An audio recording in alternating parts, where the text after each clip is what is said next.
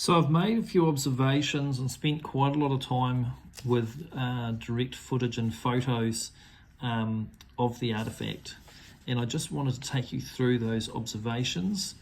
And I think it's really healthy to look at the artifact and where the prototyping process ended, and I think that's just really important at this stage.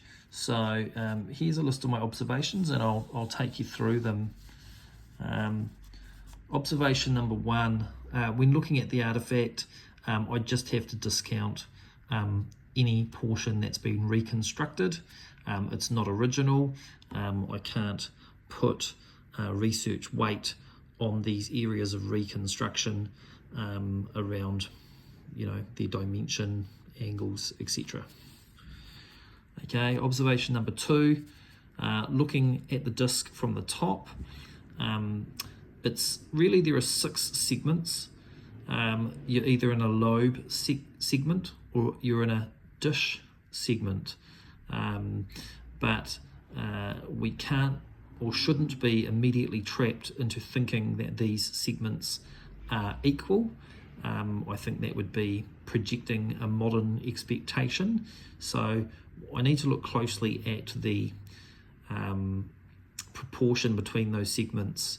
Do the lobes take more space than the dish segments, or vice versa? So 6 segments looking from the top. Number 3, we're talking about the outer rail. Looking at the outer rail that hasn't had reconstruction efforts, you can see it actually has the same shape as the dish, or what I call a cycloid curve. So that's very interesting. The rail's not flat, if you like.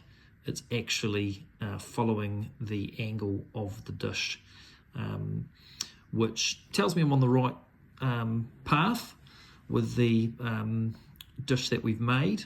If we were to cut a relief in, the remaining part of the rail will be at the right angle. But look closely at the rail that has not had reconstruction efforts. There are 3 dots on the inside of that rail. Now I wonder whether that was something to do with fixing. Perhaps they were wrapping something like leather around those portions of rail for grip, like handles. Don't know, but no one's really ever talked about the 3 dots, but take a look, they're there. Number 4, the lobe edges are actually aligned to their opposing lobe edges.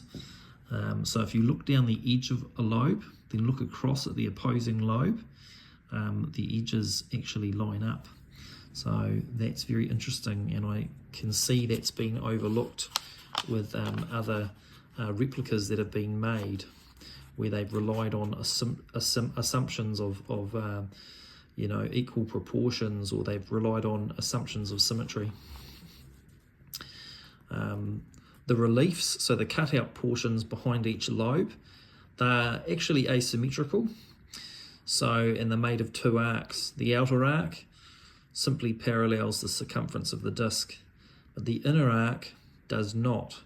So I'm going to do some geometric analysis to find out how the inner arc that goes towards the axle shaft has been created.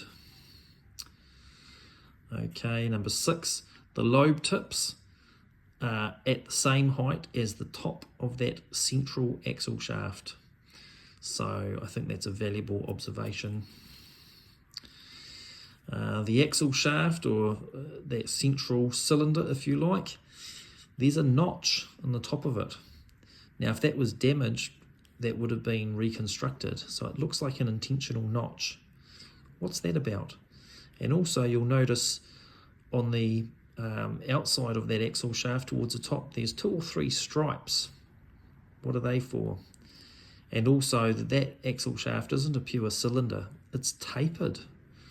So is the 80mm measurement we've been given on Wiki the top of that axle shaft, or the base? is which one is 80 mils, which one is bigger or smaller, so we need to look into that.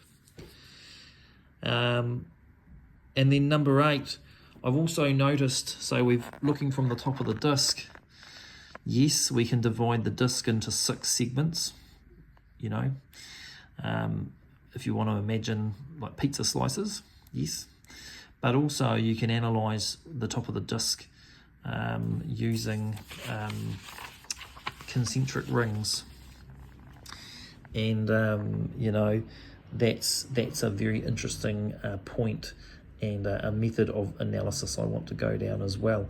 So it's a little bit of a long video, but there's just an overview of some of my in-depth observations. I just think that our modern thinking in a lot of the way people have perceived this artifact has skipped ahead. Of course, it has to be 120 degree separation for lobes. Of course, it all has to be proportioned and symmetrical, but we have to be open-minded that it may or may not be the case, and really look at what's there and say, okay, that's what it is, that's the goal, and bear that in mind. So a little bit of a long video, I'll let you go. These are some of the thoughts that I'll be unpacking as I do further geometrical research. You know, the research I've done has got so far, some of it has had value, and some of it just hasn't scaled. What's worked in a small scale on a page where there's been and in smaller scale models, which has felt like it was working. Actually, as I've gone up to the 1-to-1 scale, minor things have been magnified into bigger things and made me realize you know, which things I need to take another look at. So the prototyping journey continues. But yeah, I thought it was really valuable just to do a lot of deep analysis of the actual artifact, and take some gleanings from that, and then work you know, work with that in mind. Okay, hope you've enjoyed the video, and we'll catch you on the next one. Stay safe, everybody.